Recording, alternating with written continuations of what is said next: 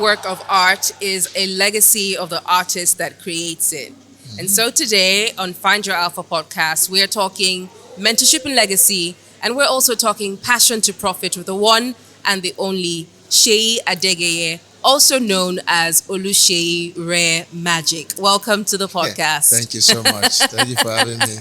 So excited to be here. So excited to be here. Yes. Now, I know you've got a conference that you do Yes. every year. Yes. It's called Launch. Yes. And every year you change based on the year. the number of it to Yes. the number of the year. Exactly. So you did Launch 24. Next Yes. year is Launch 25. Yes, That's yes. the third edition, right? That's the second. Oh, it's going to be the second edition. Yes. Oh, so we were privileged to be a part of your first edition. Yes, you are. Awesome. Thank you awesome. again. Thank you again. What inspired you to start the Launchpad series? Let me put it that way. It's quite simple, actually.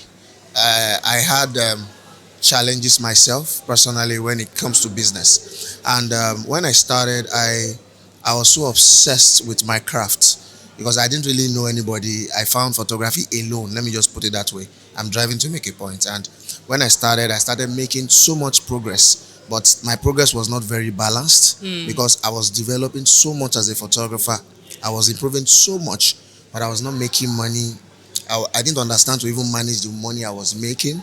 You know, I was growing in the place of relevance, like we call it trending. I was Right. trending on social media. I was increasing my following, and I was so obsessed with that what gave me joy as at the point of my journey was Instagram followers. Right. It felt good when people like your post, they hail you on the comment section, and that was where I was. But I found out over time that I wasn't really making actual progress, actual Right. life progress. I realized that Instagram followers is one thing, or social media following is one thing, and making actual business progress is another. So I decided to embark on a journey of self-discovery, to understand why was I so stuck. Because there was a point where I was stuck. I was popular out there, but Right. I felt stuck inside. I was not growing. I didn't have a team. I was not making money. Even the ones I was making, in fact, I would say I could not even price correctly. My work would be good, and people look down on me. People don't even rate me. When I say rate, I don't mean from the place of Respect you. respect. I think that's a Yes. better way to put it. And I had to have that understanding, and I decided to go out and ask more questions. And I found out that I'm not just on that boat. And a lot of people like me then, we were the same. Even my friends then were like, we want to feel good, but we didn't understand that growing a business, growing a craft, growing a career is not just about feeling good. Right. It's about doing something that is worthwhile, something that can outlive you, something you can use to also empower other people. So in this journey, I found out that I had no idea about business because I did not make intentional effort to learn it. To learn the business Yes, side. I thought it was just natural. As you are developing your craft, everything just falls in place. But I was wrong. So when I started making intentional steps to actually learn the business side of things, to develop my understanding, everything changed. Let me just put it that way, because it started from me. When I started having understanding of business, pricing, portfolio building, positioning, networking, Yeah. all of this, I started applying it to the crafts I already owned. And all of a sudden, I started seeing results. So I came to a point where I asked myself, I said, nah, people need to understand that you can't just rely on your craft and think it's enough for you to build something that is worthwhile for your journey. So that's what led me to the idea of coming up with an event called Launch. So Right. I believe if you want to start a new year, you should prepare for the year. Exactly. A lot of us just start the year, and I find that a lot of creatives just start the year. We make New Year resolutions. Yeah, so but we don't make launch resolutions. Exactly. So, and I know a lot of, because I have a lot of friends. So I realized all of us just study and hope and see what happens. Let's just hope this year works out. Works out for us. So I was like, no, let's have an event where we can position ourselves to strategize, conversations that can help you plan, Yeah. know the areas you need to look at, not just content, but from the place of finance, Right. team building, structuring, networking, and all of that. So that's why I came up with the event, to be able to educate other photographers and creatives to do what I'm doing.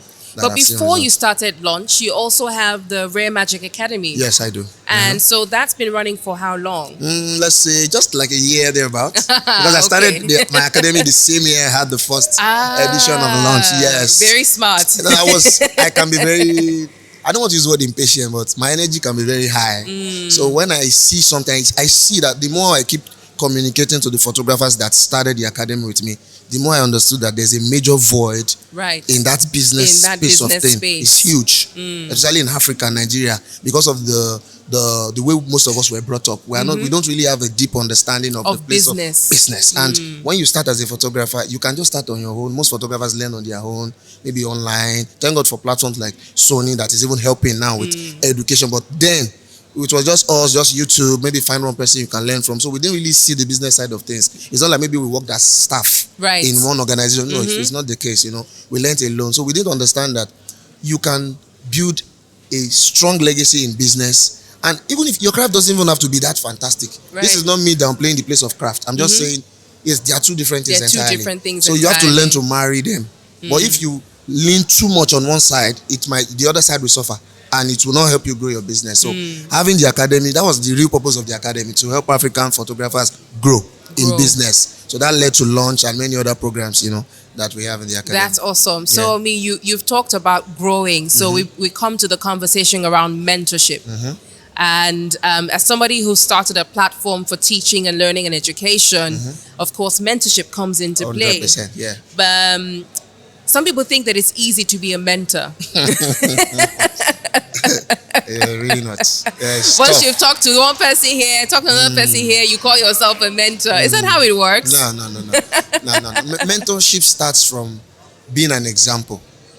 It's not just about talking, because I've met people that speak to me, but I can't really learn from them because they didn't exhibit that place of being an example to my life. Right. So I started getting results when I came close to people that I could see the results. And when I say result, I'm not talking of financial. Of course. I'm talking of character, the essence of who they are, their lifestyle, the level of their integrity, and how people perceive them. So it starts from being an example as a person. Anybody can talk. Yeah. You can just say, this is what you should do. It's easy to say things, but people that do, that take steps are the people that you should look at. So being a mentor is really tough, but I believe it's important that you grow from a place of being a mentee to a mentor. And what am I saying? You have to start by finding a mentor. Finding a mentor is like, how do I put this now? It's like finding someone that would help you reduce your potential mistakes. Right. Because the reason I use the word reduce is that you will make a mistake. Of We can't course. remove that. You're supposed to make mistakes because you're supposed to learn. Exactly. Yeah. But the person will help you reduce your potential mistakes and makes your journey easy. Because most of the decisions I've made in the past year or two of my business was because I did not make them alone. Right. I was at the point where I used to make all decisions alone. I didn't have a teacher. I didn't have a mentor. I was just there running all over the place, making wrong decisions, and I really suffered I suffered for when it comes to my decision, when it comes to pricing, when it comes to position, when it comes to even location. I mean, where my office was located, different factors that I didn't understand. I was like, this place is fine. I didn't care about the environment as long as I didn't or have even the deep, accessibility to the all office. these things, little things that I was young, so little things that I didn't see things from a deep point of view. I was just very surface level, So having mentors that had that example, I go to them, I ask questions, and from there I started applying the things they taught me. I married it with that craft because I've been so good. I started photography early on and I was able to grow so fast. So when it comes to taking amazing photographs, I was already there. You don't have any problem with that. Exactly, one. but I was still struggling. So I needed to just find. So the place of a mentor is that I saw examples. This guy is doing something powerful. And I was at the point where I see photographers and people that mentor me now, and they have teams, they have HR, they have finance. I'm like, how can you're a photographer? What are you doing with HR? Is it not banks that have HR? So, so I had to go to them and ask, why do you have HR? What's the point? Why do you have finance? What do they do for you? So, and I started picking, and they have to understand, people have to understand that you can't do it all at once. Of course.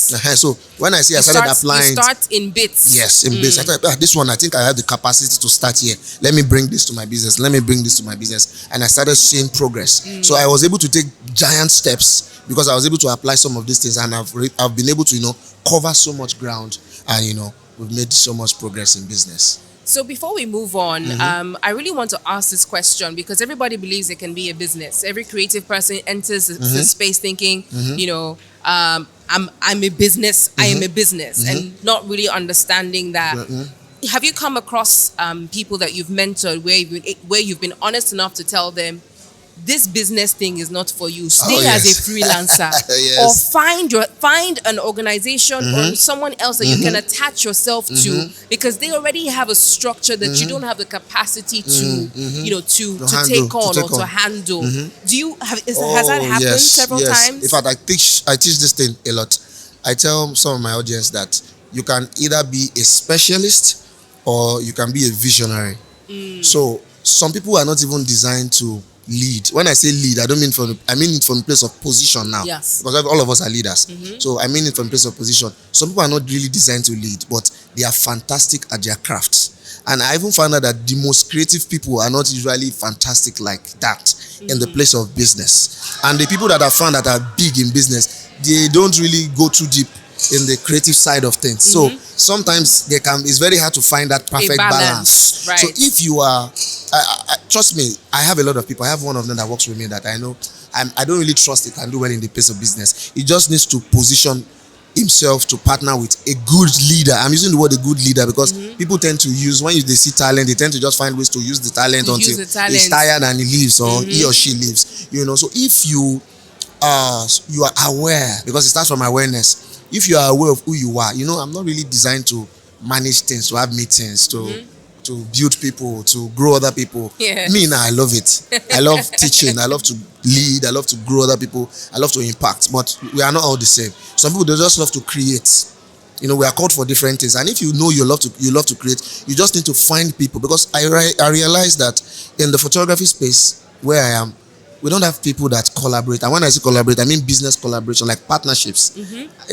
I've seen maybe just one. It's very difficult. It's very hard, where you find maybe an amazing creative and an amazing businessman come together and create something formidable. It can be amazing when I know business, you know this, and we come together. But I know we're getting there. I had a meeting with someone recently where he created an app I was hoping to hop on.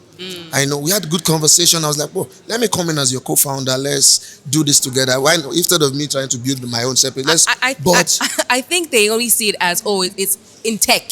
Yes, tech. Exactly. And, I was like oil that and too. Gas Exactly. and whatnot. But there is so much power in collaboration. Powerful. So much Believe power me. in collaboration. There's a young man by the name of the visual chef, is what he calls himself, Ibukun Moses. I share this story a lot because I think it's so powerful I think his story is powerful. Now, his content was coming across my timeline, and every time I saw it, I was like, these pictures, really speak to me. They speak to me in the sense that they tell something about the person that's taking them and what he loves, right? And then I found out, of course, that he uses Sony. And so I said, look, I'm looking for new collaborators. Let me reach out to him. Let me have a conversation and see where his head is at. And let me see what we can do together.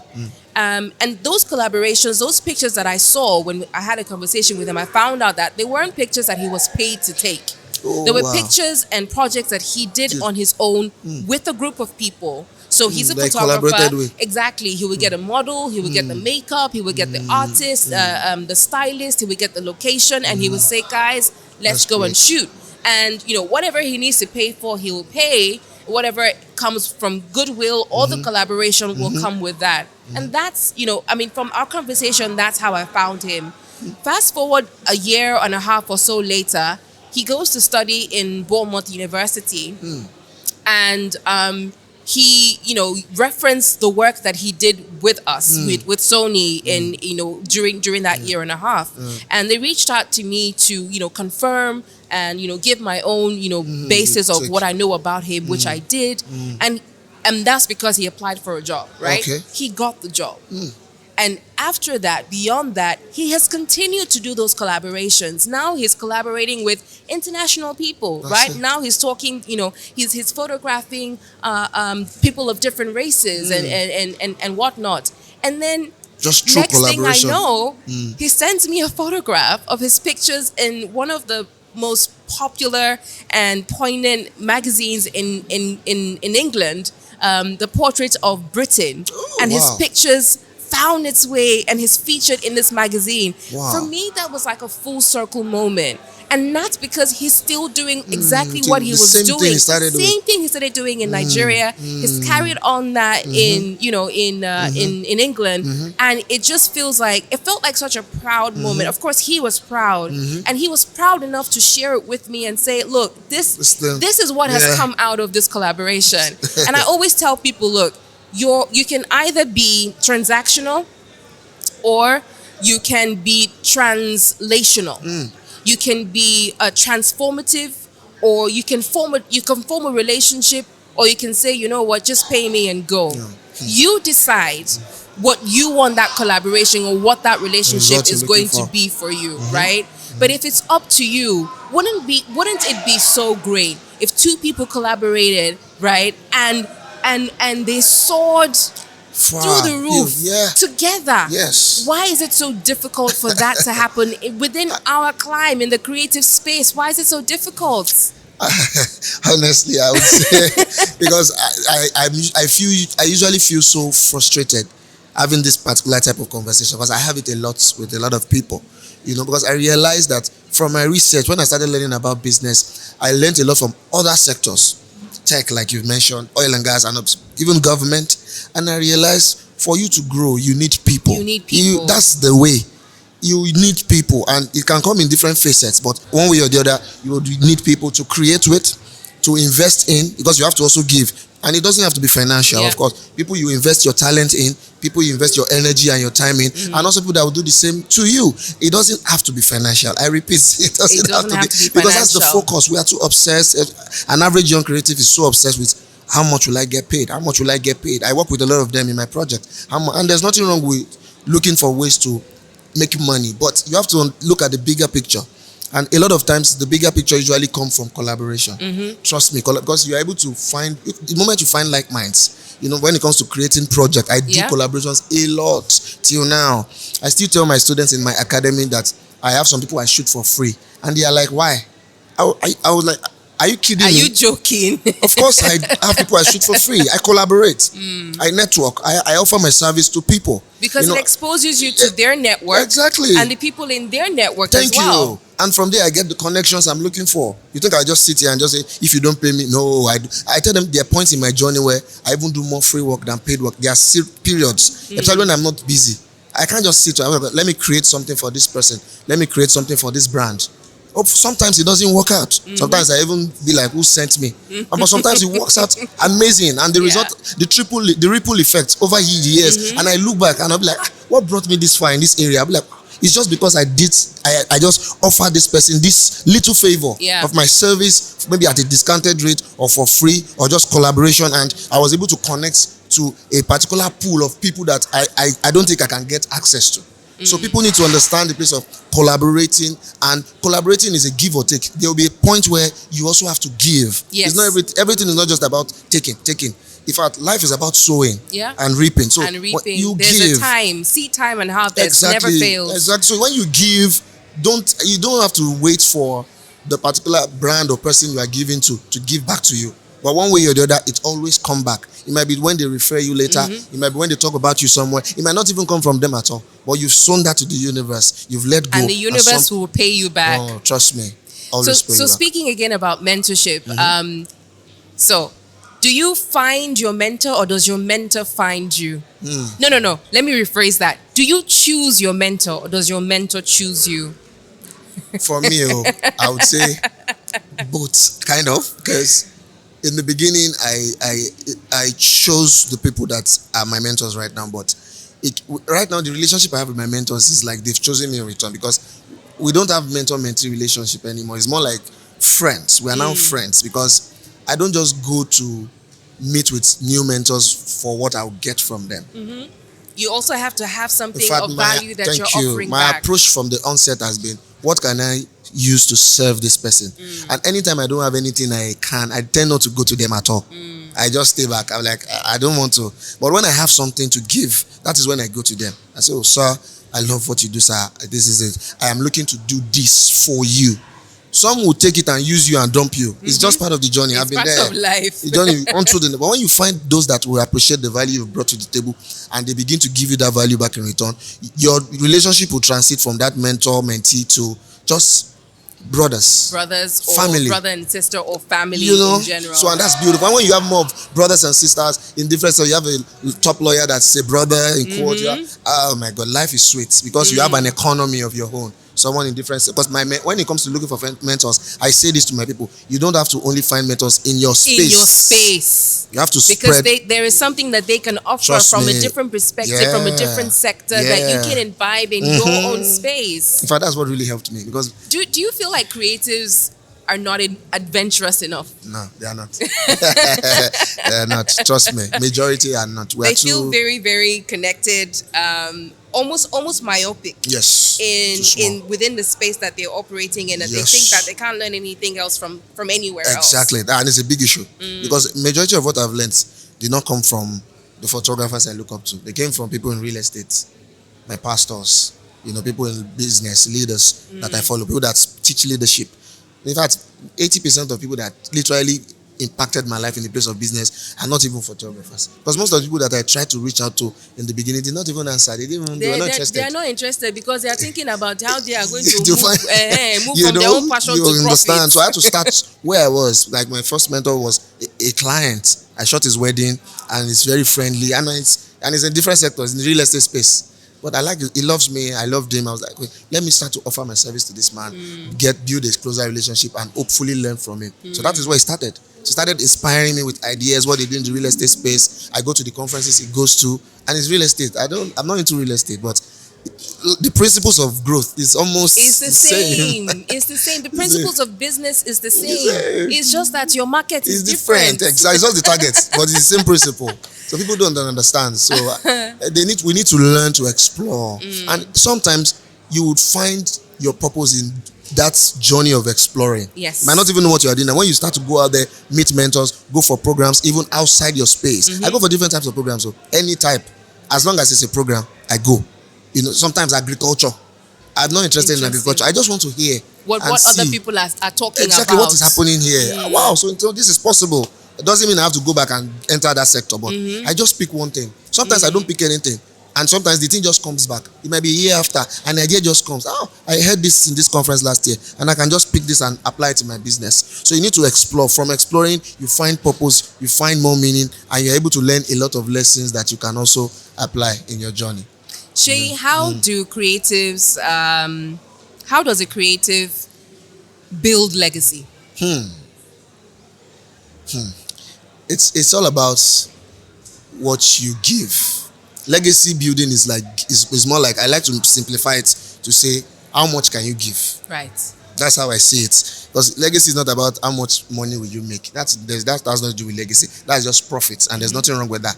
But legacy is about building something that outlives you. And if you are to build something that outlives you, your primary focus can't be solely money. It has to be solely more of empowerment. So if you're a creative and you are looking to build legacy, you have to think about how you can empower people. I believe that is how it works. Legacy comes from empowering other people in whatever capacity, depending on what works for you. It might be training. Employment is also empowerment. Employment is also empowerment. Anything can be empowerment, but it's important that for you to think legacy, you have to think, what can I offer the society?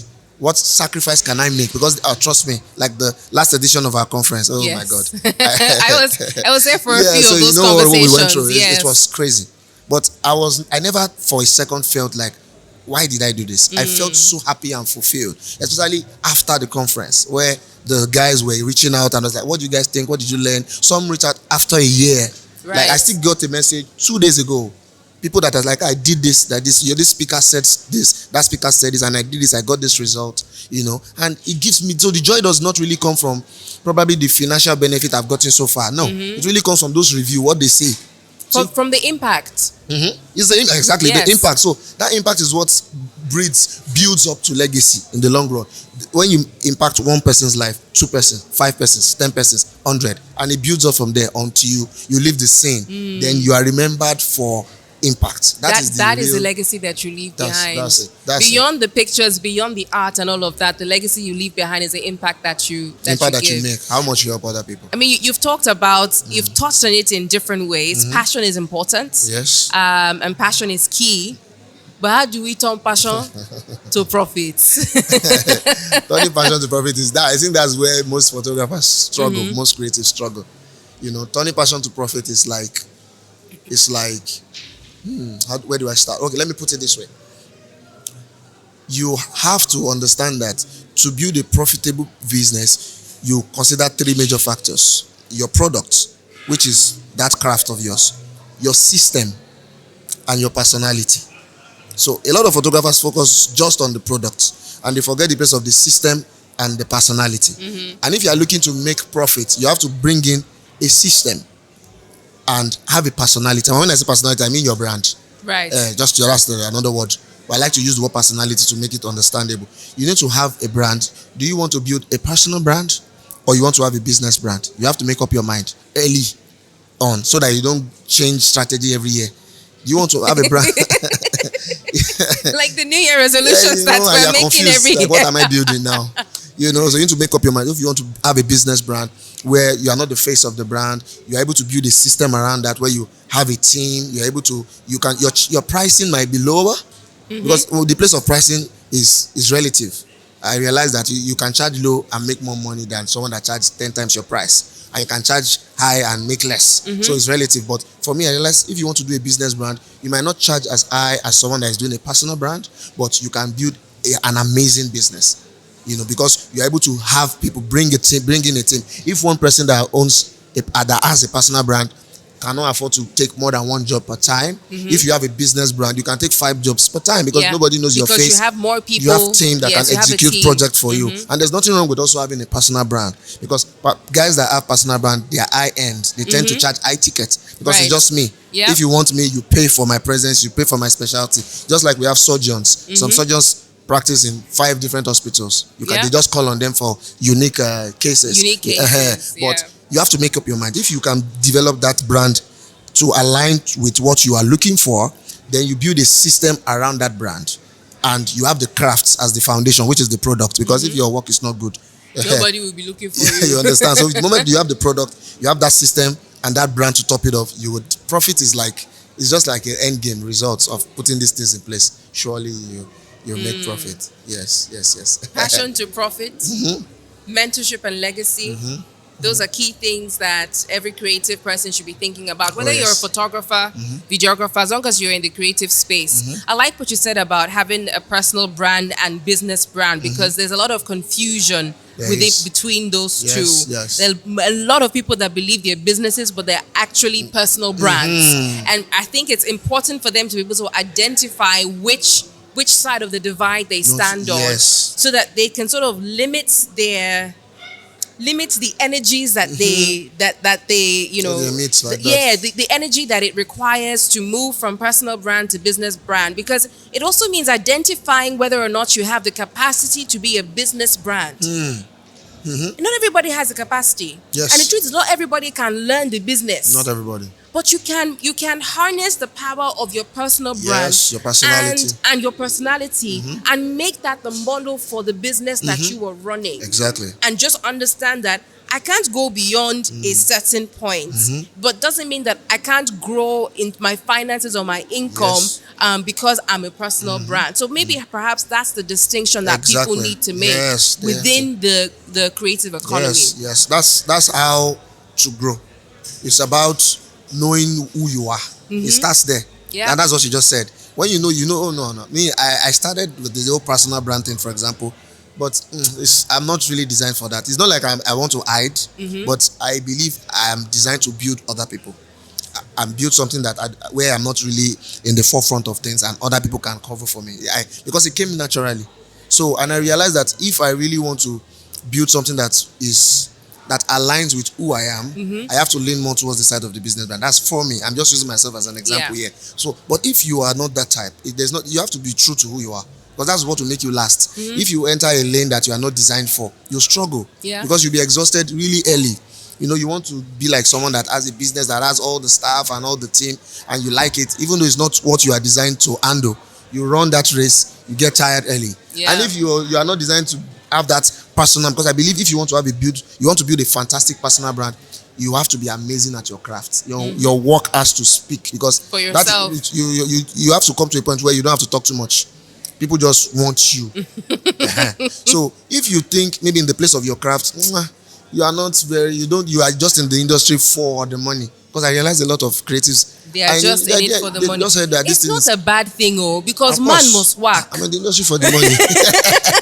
It's not a Yes, bad now, thing. at all. But at least be able to be honest enough Thank with you. yourself that this is what why I'm here. about, and this is why I'm here, and everything else, nothing else matters to me. Yeah, some people found photography, videography out of love. They just had moments where, I just have to do this. Me, I'm not sure. And it shows. Yes, It over shows, time, actually, yes. that passion, that deep love for the craft. Some people just carry it. It's just natural. And for some people, it's just, I love this industry. I've been hearing a lot of good things here. I think there are opportunities here to make money. Let me come into this industry. There's nothing wrong with that, but you just have to be truthful. Be truthful. And just follow that path. Yeah. Okay, let me do business since I'm here for the business, or let me build myself here and have a personal brand that will be so. Look, we have names now. If we start to mention course. personal brands that are fantastic, but Of course. their work, that Their work speaks most for of them them. don't even need to attach their brands or logos to their pictures or their videos. When you see it, just you know. But some people on the business side of things, that's not the case. But either way, just do what works for you. Yeah. And be sure that you are in the right path so that you can do something that will last. So I believe with all of Say this- you're in magic. Well, it has been magical speaking with you. Thank you so much.